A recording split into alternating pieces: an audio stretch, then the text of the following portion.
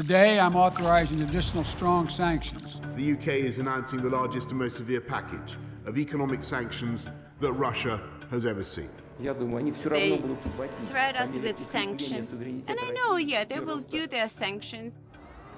Sanctions are a balancing act.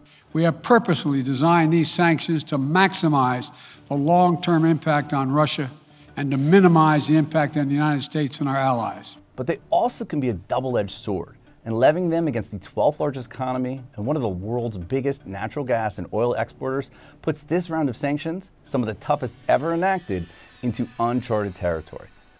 I think the reason why these are unprecedented is really the fact that they're targeting such a massive economy, one of the largest economies in the world, one of the largest oil and gas producers in the world.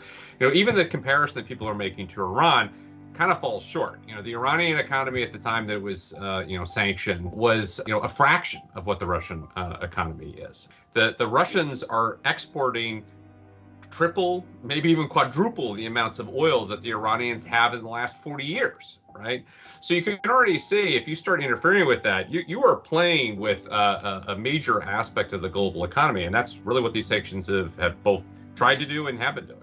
Sanctions have already done an estimated $1 trillion worth of damage to the Russian economy, which means the price of this war will be far more costly than what he faced in 2014.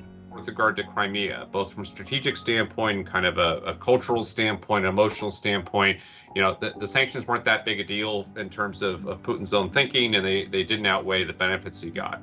I think that the scope on this has flipped now, and the sanctions are a lot more severe than what he faced then. Recent rhetoric and real cost of the sanctions has intensified, with Vladimir Putin raising the alert levels for nuclear forces. Whoever tries to interfere with us, and even more so to create threats for our country, our people should know that Russia's response will be immediate and will lead you to such consequences that you have never experienced in your history. I think we need to start worrying about a little bit is the degree to which Putin starts to feel cornered and feeling like he's at economic war. And that's because he sees it as a threat to the stability of his government and the stability of his regime.